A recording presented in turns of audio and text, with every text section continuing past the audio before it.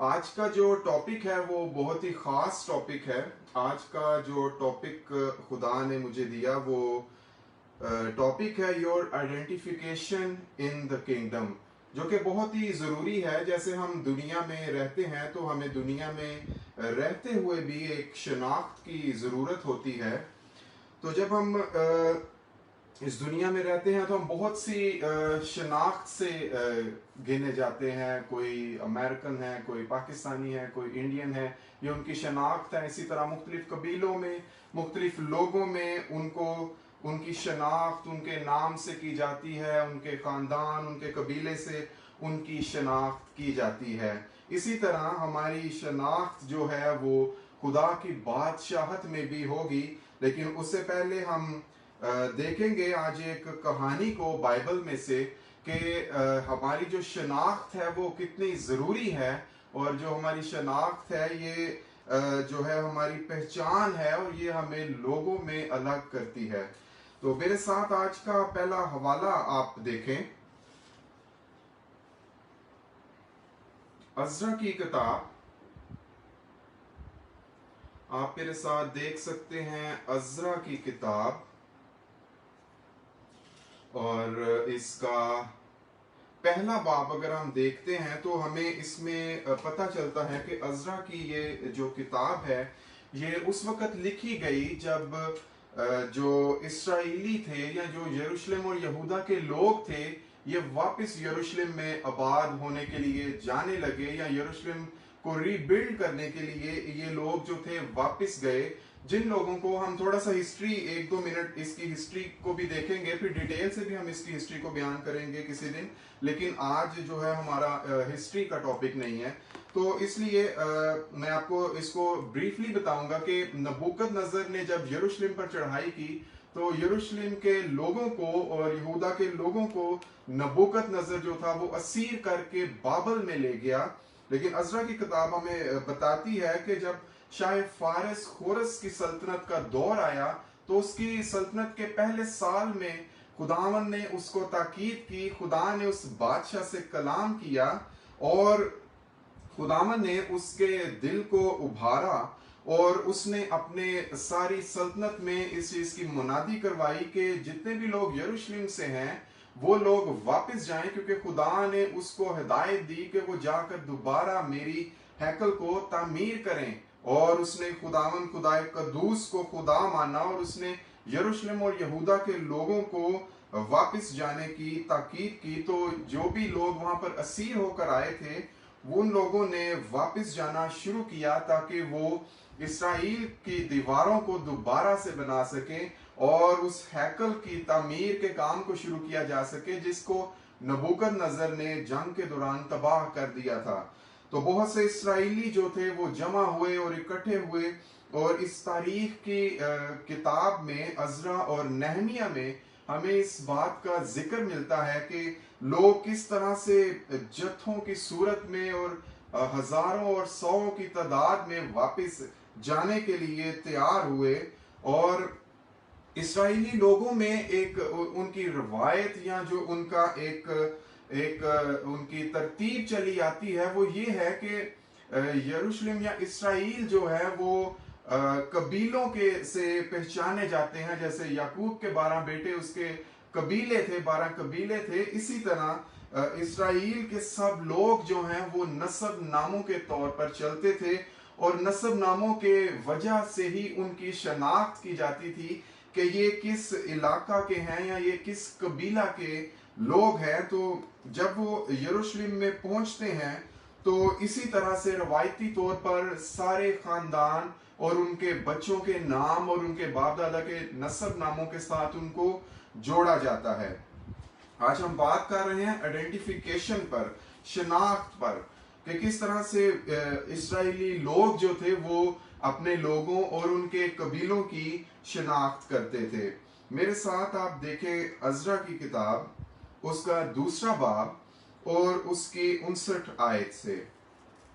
यहाँ पर बहुत ही एक गौर तलब बात है, हम इस हवाला में देखेंगे, हम इन आयतों में इसको देखेंगे कि किस तरह से शनाख्त जो थी इन खानदानों के लिए बहुत जरूरी थी। अगर आप इसका बगौर मुतालिया करना चाहते हैं तो आप अज़रा की किताब को, नहमिया की किताब को पढ़ सकते हैं। इसमें आपको इसराइल के सारे कबीलों के लोगों के नाम और उनके बच्चों के नाम, और जो लोग असीरी से निकलकर वापस यरूशलेम में आए थे उनके नाम आपको मिलेंगे। उसी तरह इनमें कुछ खानदान थे जो कि आयत नंबर 59 में हम देखते हैं, और जो लोग तल मिला और तल हरसा और करूब और अदान और अमीर से गए थे सो ये हैं, पर ये लोग अपने आबाई खानदान और नस्ल का पता नहीं दे सके, वो अपनी शनाख्त को बयान नहीं कर सके, वो बता नहीं सके, उनके पास कोई सबूत नहीं था, उनके पास कोई नस्ब नामे की कॉपी नहीं थी, उनके पास कोई भी ऐसी तस्दीक नहीं थी कि वो इस कबीला के हैं। वो अपनी नस्ल का पता ना दे सके कि इसराइल के हैं या नहीं। यानी बनी दिलाया, बनी तूबिया, बनी नकूदा 652 लोग थे ये। और काहिन की औलाद में से बनी हबाया, बनी हकूस, बनी बर्जिली, जिसने जलाद बर्जिली की बेटियों में से एक को ब्याह लिया और उनके नाम से कहलाया। उन्होंने अपनी सनद यानी कि नसबनामे की जो सनद थी उनके दरमियान जो नसबनामों के मुताबिक गिने गए थे, ढूंढी पर ना पाई। इन लोगों ने ये अपनी सनद को खो बैठे थे, इन्होंने उसको ढूंढा लेकिन इनकी शनाख्त ना हो सकी, इसलिए वो अपने आप को साबित ना कर पाए, वो अपना पता ना दे सके कि वो इसराइली हैं या नहीं हैं। इसका अब रिजल्ट क्या हुआ? इसका रिजल्ट जो हम 62 वर्स में देखेंगे, 62 आयत में, इसलिए वो नापाक समझे गए और कहानत से खारिज हो गए। जो ये खानदान था ये काहिनों की औलाद में से थे, ये कहानत के काम सर अंजाम देते थे, लेकिन जब इन्होंने अपनी शनाख्त को खो दिया, जब ये अपनी आइडेंटिफिकेशन को खो दिया इन्होंने, और जब ये अपना पता ना दे सके, तो क्या हुआ कि उसके रिजल्ट में कहानत के उस काम को, कहानत की उस खिदमत को उनसे ले लिया गया और वो नापाक ठहरे। और हाकिम उनके हक में क्या कहता है 63वीं आयत में? हाकिम ने उनसे कहा कि जब तक कोई काहिन ओरियम और तमीम लिए हुए ना उठे तब तक वो पाक तरीन चीजों में से ना खाएं। आप यहाँ पर इस कहानी में से हम देखते हैं कि जब हम अपनी शनाख्त को खो देते हैं तो हम उसके साथ अपनी पोजीशन को, अपने ओहदे को भी खो देते हैं। हम उसके साथ अपनी उस फेवर को, उस हमायत को भी खो देते हैं जो हमें मिली हुई होती है। इसलिए अपनी आइडेंटिफिकेशन को थामे रहना, पकड़े रहना और अपनी शनाख्त पर कायम रहना बहुत ही जरूरी है। मैं यहाँ पर आपसे इस बारे में बात करना चाहता हूँ कि ये क्यों जरूरी है। क्योंकि जब ये यरूशलेम की तामीर के लिए गए तो वहां पर हैकल की तामीर हो रही थी, और अपनी शनाख्त ना देने के बायस ये लोग उस कहानत के काम से खारिज हो गए जो कहानत का काम वहां पर होता था। इसी तरह देखिए, जब हम अपनी जिंदगी में चलते हैं तो कई दफा क्या होता है कि हम अपनी शनाख्त को मसीह यस्सु में भूल जाते हैं, जो कि हमें अपनी शनाख्त को कायम रखने के लिए जरूरी है कि हम यस्सु मसीह के साथ चलें, और यस्सु मसीह ही हमारा शख्सी नजात दहिंदा है। मैं और आप जब गुनाह की जिंदगी में थे तो यीशु मसीह आया ताकि वो हमें निजात दे। यीशु मसीह ने अपने खून को बहाया ताकि मैं और आप निजात को पा सकें।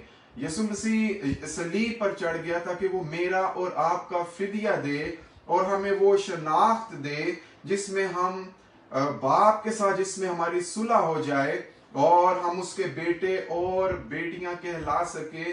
क्योंकि पहले बाइबल बताती है कि हमारी कोई शनाख्त ना थी, लेकिन यीशु मसीह के खून बहाने के वसीला से हम उसकी मिरास के हिस्सेदार बन जाते हैं।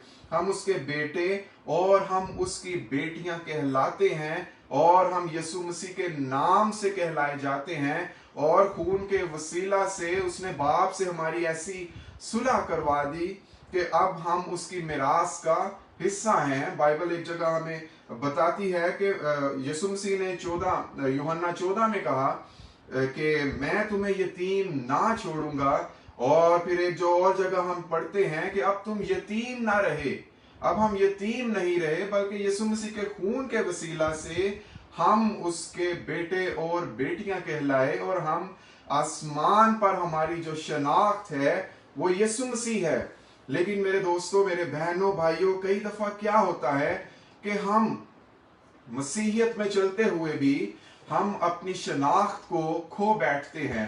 गुनाह हमारी जिंदगी को आ दबोचता है, वो हमें आ पकड़ता है, और इब्लीस हमारी जिंदगियों पर हुकूमत करना शुरू करता है, और हम अपनी असल जो शनाख्त है जो मसीह यीशु में है, हम उसको खो देते हैं, और हम गुनाह की जिंदगी को गुजारना शुरू कर देते हैं।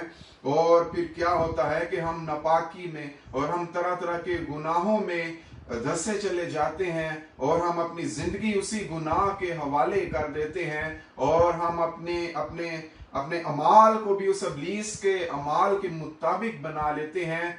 मैं आज आपको इस चीज का बताना चाहता हूं कि ये हमारी शनाख्त नहीं है। जो लोग मसीह में नजात याफ्ता हैं, उनका गुनाह से कोई ताल्लुक नहीं है। इसलिए हमें, जब हम अपनी शनाख्त को खो बैठते हैं, तो हम अपनी पोजीशन को भी वहां पर खो बैठते हैं, और हम वहां से खारिज किए जाते हैं, और हम नापाक ठहरते हैं। इसलिए अगर आज आपकी जिंदगी में किसी भी तौर से गुनाह काम करता है, तो हमें जरूरत है कि हम उस गुनाह को अपनी जिंदगी से निकालें, ताकि हम उस अपने नसब नामे से खारिज ना हो जाएं, हम नापाक ना ठहरे जाएं। आप मेरे साथ एक और हवाला देखें।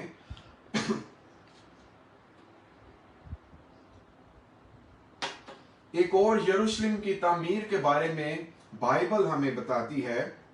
इस नए यरूशलेम की तामीर जो है, ये मुकाशफा 21 बाब में हमें देखने को मिलती है।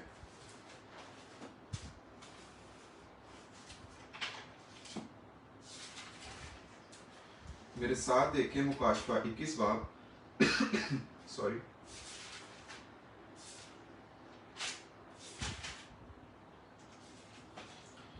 मुकाशफा 21 बाब उसकी पहली आयत से देखेंगे। फिर मैंने एक नए आसमान और नई जमीन को देखा, क्योंकि पहला आसमान और पहली जमीन जाती रही थी, और समुंदर भी ना रहा।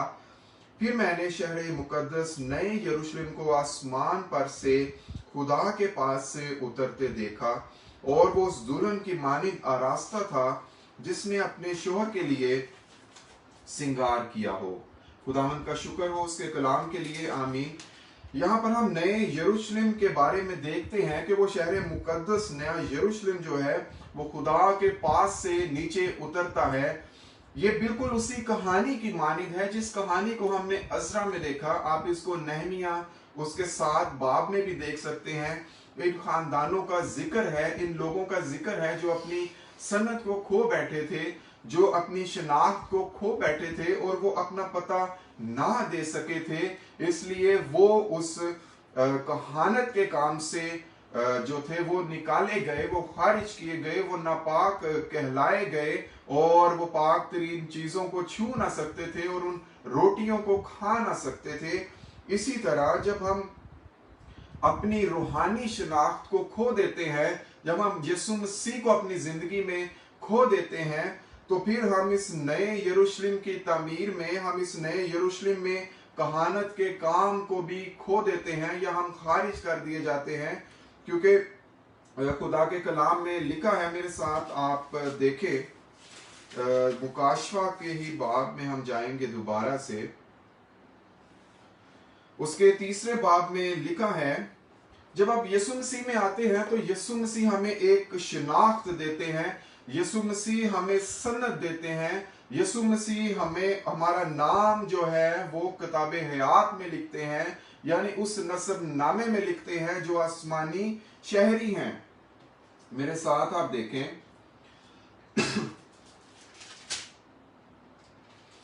मुकाशफा उसका 2 बाब और उसकी 17 आयत। खुदा के कलाम में लिखा है, जो गालिब आए मैं उसे पोशीदा मन में से दूंगा, और एक सफेद पत्थर दूंगा, उस पत्थर पर एक नया नाम लिखा होगा, जिसे उसके पाने वाले के सिवा कोई ना जानेगा। यहाँ पर यीशु मसीह इस चीज की तस्दीक करते हैं कि जब तुम आसमान पर आओगे, जब तुम गालिब आओगे, तो मैं तुम्हें एक सफेद पत्थर दूंगा जिस पर एक नया नाम लिखा होगा, और उसे उसके पाने के अलावा कोई उस नाम को ना जानेगा।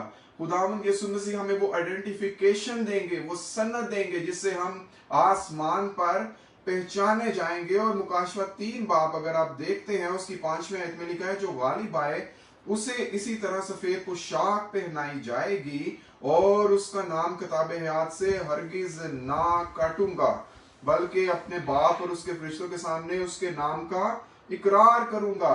ये वो लोग हैं जिनकी शनाख्त आसमान पर की जाएगी, जो उस यीशु मसीह के नाम की शनाख्त के साथ आसमान पर आएंगे, और उनका इस्तकबाल किया जाएगा, और यीशु मसीह फरिश्तों और खुदा बाप के सामने हमारे नाम का इकरार करेंगे। हमें वो सनद मिलेगी जिससे हम आसमानी शहरी कहलाएंगे। इसलिए जरूरी है कि हम अपनी सनद को, हम अपनी आइडेंटिफिकेशन को, हम अपनी शनाख्त को, जो यीशु मसीह के खून के वसीला से हमें मिलती है, जो यीशु मसीह के मार खाने के वसीला से हमें मिलती है, हम उसे थामे रहें। और खुदा के कलाम में लिखा है कि खबरदार कोई तेरा ताज तुझसे छीनने ना पाए। जो हमारा आसमानी ताज है उसे हमें थामे रहना है, ताकि हम खुदा के घर में एक सतून बने, हम उसके घर में कबूल किए जाएं। और ये सिर्फ और सिर्फ यीशु मसीह के खून के वसीला से है। फर्ज करें अगर आप आसमान पर जाते हैं और आसमानी दरवाजे पर आपको रोका जाता है, तो आपसे कहा जाएगा कि आप अपनी शनाख्त दें। अगर आपके पास कोई शनाख्त है तो आप जरूर अपनी शनाख्त को दिखाएंगे। जिस तरह फर्ज करें अगर आप किसी इदारे में जाते हैं तो आपसे जरूर कोई कार्ड, कोई आइडेंटिफिकेशन तलब की जाती है, तो या आपकी अपॉइंटमेंट, कोई लेटर या कोई तस्दीक की जाती है कि आप इस गेट पर क्यों आए हैं। अगर आपके पास कोई आइडेंटिफिकेशन होती है जिससे आपकी शनाख्त हो, तो आपको उस इदारे या उस जगह पर अंदर आने की इजाजत दी जाती है। लेकिन अगर आप अपनी शनाख्त नहीं दे पाते तो आपको अंदर आने की इजाजत नहीं दी जाती। इसी तरह अगर आपके पास आसमानी आइडेंटिफिकेशन नहीं है तो आपको आसमानी दरवाजे से दाखिल होने नहीं दिया जाएगा। लेकिन वो लोग, ये खुशखबरी है कि जिन लोगों ने यीशु मसीह को अपना शख्सी नजात दहिंदा कबूल किया, जो यीशु मसीह के नाम से जाते हैं, जो यीशु मसीह के खून को अपने ऊपर लिए जाते हैं, और जो अपनी सलीब को उठाए हुए जाते हैं, वही उनकी शनाख्त है, और वही उनको वहां से अंदर जाने दिया जाएगा। और वही उनकी तस्दीक होगी कि ये लोग मसीह के लोग हैं, और ये वो लोग हैं जिनको यीशु मसीह के बेशकीमत खून से खरीद लिया गया है। अब ये यतीम नहीं है बल्कि इस मिरास के हिस्सादार हैं। और यही वो आइडेंटिफिकेशन है, यही वो शनाख्त है जो हमें यीशु मसीह में मिलती है। मेरे बहनों भाइयों, अगर आज आपने यीशु मसीह को अपना शख्सी नजात दहिंदा कबूल नहीं किया, तो अभी वक्त है कि आप यीशु मसीह को अपना शख्सी नजात दहिंदा कबूल करें। आप यीशु मसीह के खून को आज पुकारें और अपने आप को उसके खून से धोएं, अपने आप को पाक और साफ करें। आप खुदावंद यीशु मसीह से कह सकते हैं कि खुदावंद अपने खून से, उस पाक और बेऐब खून से मुझे धो, मुझे पाक कर, मुझे साफ कर, और खुदावंद मुझे कबूल कर। और खुदावंद यीशु मसीह रहीम और करीम है। या अगर आज आप यीशु मसीह में होते हुए भी, या अगर आप मसीही हैं और अपनी शनाख्त को आप खो चुके हैं, तो आज आप यीशु मसीह के पास वापस आएं। आप रिपेंट करें, आप अपने घुटनों को टेक सकते हैं, आप अपने हाथों को उठा सकते हैं और कहें कि खुदावंद मैं तेरी सलीब के पास आता हूँ। खुदावंद मुझे पाक कर, मुझे साफ कर, मुझे धो, मुझे नया कर और मुझे अपना नाम दे। तो यीशु मसीह आपको जरूर कबूल करेंगे। यीशु मसीह कादिर है और वो इसलिए आया ताकि हम निजात पाए। यीशु मसीह ने कहा मैं इसलिए आया ताकि तुम जिंदगी पाओ और कसरत की जिंदगी पाओ, क्योंकि जिंदगी की बातें सिर्फ यीशु मसीह के पास हैं। हमेशा की जिंदगी उसके पास है, अब्दी जिंदगी उसके पास है। तो आज अगर आप अपनी पहचान को खो चुके हैं या आप नहीं जानते कि आपकी पहचान क्या है, तो आप यीशु मसीह के पास आए। वो आपको नई पहचान देगा, वो आपको आसमानी पहचान देगा, जिससे आप हेवनली सिटीजन कहलाएंगे। मैं कह सकता हूं कि मेरी आइडेंटिफिकेशन जो है वो यीशु मसीह की क्रॉस है, यीशु मसीह की सलीब जो है वो मेरी शनाख्त है। और मैं जहां जाऊंगा मैं यीशु मसीह की सलीब से जाऊंगा, यीशु मसीह के नाम से जाऊंगा। और अपने आप को आप देखेंगे कि जब आप यीशु मसीह में आएंगे तो आप नई जिंदगी को पाएंगे, आप नई एश्योरेंस को पाएंगे, आप खुद एतमादी को पाएंगे। और यीशु मसीह पर कामिल ईमान ही आपको नई शनाख्त, नई जिंदगी और अब्दी जिंदगी में शामिल करेगा और आप हेवनली सिटीजन कहलाएंगे।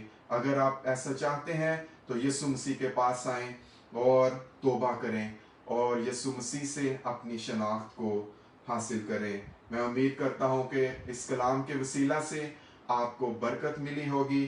खुदावंद आप सबको इस कलाम के वसीला से बरकत दे और आपको खुदावंद आसमानी शहरी बनाए। खुदावंद आप सबको बरकत दे।